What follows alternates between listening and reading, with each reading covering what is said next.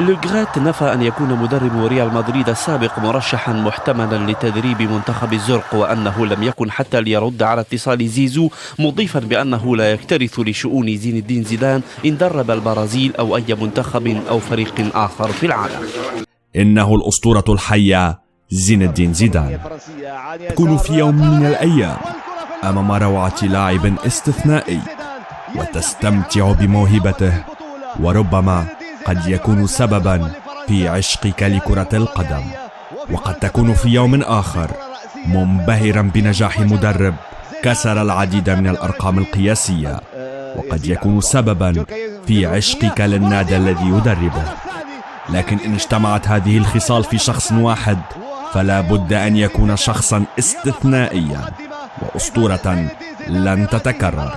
وبكل بساطة إن كنت من أولئك الأشخاص الذين شاهدوا زيزو كلاعب وكمدرب، فاعتبر أنك من المحظوظين. في كأس العالم لسنة 1998 أعطيت شهادة ميلاد نجم غير موازين كرة القدم في بلاده. إنه الأسطورة الحية زين الدين زيدان. الفرنسي زين الدين زيدان من أساطير كرة القدم، كان كلاعب ومن بعدها كمدرب، ومع أنه ما بيدرب أي فريق أو منتخب من كذا سنة، لكن اسمه من امبارح الترند حول العالم، والسبب هي تصريحات مسيئة، ليست تصريحات خارجة منه ولكن عنه.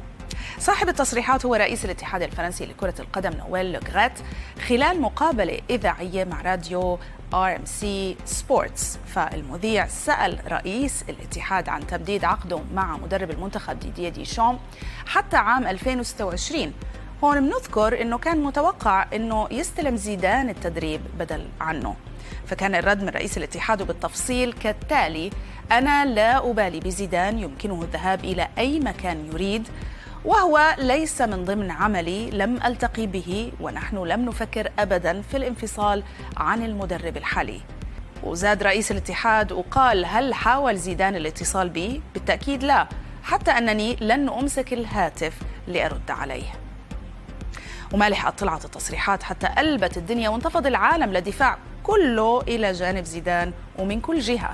نادي ريال مدريد اللي دربه زيدان لسنوات أصدر بيان وصف خلاله تعليقات بالمؤسفة حيال أحد أكبر أساطير الرياضة في العالم، واتهم رئيس الاتحاد بعدم احترام إحدى أكثر الشخصيات إثارة للإعجاب حول العالم، وإنه زين الدين زيدان يجسد قيم الرياضة، وأثبت هالشي خلال مسيرته الاحترافية كلاعب ومدرب. أيضا وزيرة الرياضة الفرنسية بتغريدة قالت فيها إنه تصريحات بتسيء ليس فقط لأسطورة كرة القدم والرياضة بل للجميع، واعتذرت من زيدان على اللي صار على الصعيد الشخصي. كمان طلع المهاجم الفرنسي كيليان مبابي وأعلن عن دعمه لزيدان، وقال إنه زيدان هو فرنسا، وهي قلة احترام لأسطورة من هذا القبيل. ومن بعد كل الضغوطات والانتقادات، رئيس الاتحاد الفرنسي من ساعات طلع واعتذر في بيان قال فيه انه تعليقاته كانت سخيفه، وانه لا تعبر عن آرائه ولا تقديره لزيدان كلاعب ومدرب. اما زيدان مشاهدينا فمن اول القصه وهو ملتزم الصمت وما علق اطلاقا.